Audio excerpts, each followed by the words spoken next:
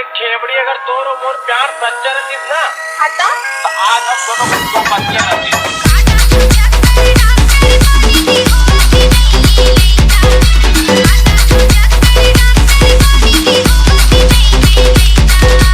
DJ Chhotu lower